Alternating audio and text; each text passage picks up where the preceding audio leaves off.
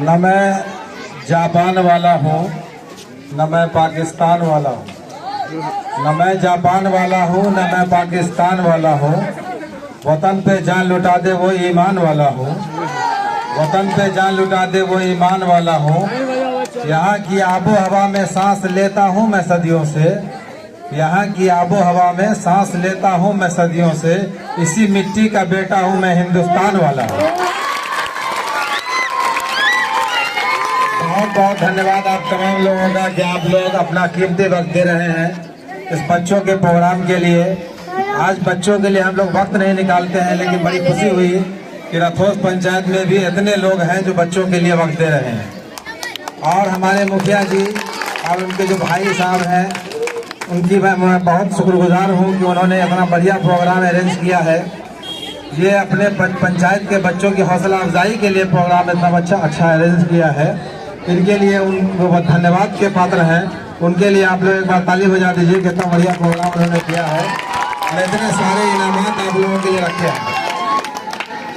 तो आज 26 जनवरी के इस मुबारक मौके पर जो हम लोग आए हैं, 26 जनवरी का हम लोग को इतिहास थोड़ा मालूम होना चाहिए कि 26 जनवरी 1950 के दिन हमारे देश का संविधान लागू किया गया था। उस दिन को हमारे देश को गणतंत्र घोषित किया गया था। तब से हम लोग गणतंत्र हैं और ये देश अनेकता में एकता का देश है। हमारे देश में लगभग 4600 से ज्यादा प्रजातियां पाई जाती हैं। इतने सारे अनेकताओं के साथ भी इस देश को एक देश में पिरो के रखने की ताकत इस संविधान में है। और ये संविधान की ही देन है कि हम लोग किसी भी धर्म, किसी भी जाति, किसी भी संप्रदाय, किसी भी भाषा, किसी भी क्षेत्र के रहने वाले हैं, लेकिन हम सब एक भारतीय हैं। ये सब इस संविधान की देन है और ये संविधान हमारे बाबा साहब अम्बेडकर ने हम लोगों को दिया। इसलिए हम लोग 26 जनवरी को हर साल इस दिन को झंडा फहराते हैं और मनाते हैं। तो मैं बच्चों के लिए कहूँगा कि आप लोग हमेशा पढ़ाई कीजिए। भीमराव अम्बेडकर एक महान जाति के थे और एक छोटी जाति से आते थे।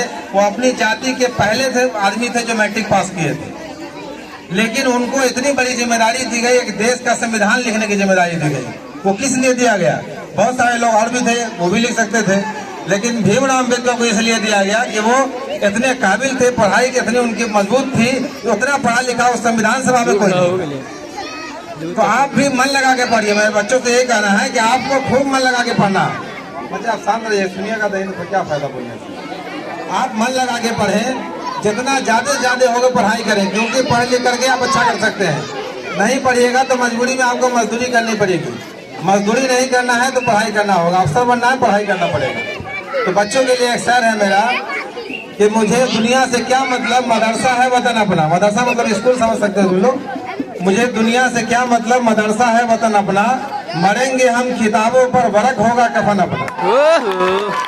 तो आप लोगों को हमेशा इस बात का ध्यान रखना है, दुनिया के पीछे नहीं जाइए आप लोगों का जो समय है वो अभी पढ़ने का वक्त है। आप लोग पढ़ने में पूरा ध्यान दीजिए, फोकस कीजिए।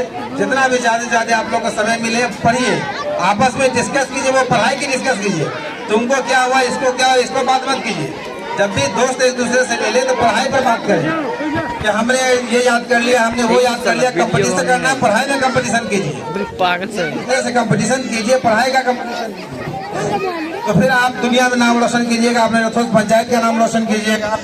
और ये चुनावी साल है, मुखिया जी के लिए भी एक संदेश मैं आखिरी में देता जाऊंगा कि अंतिम समय है, आखिरी साल है आपका, ये 10 साल के कार्यकाल का।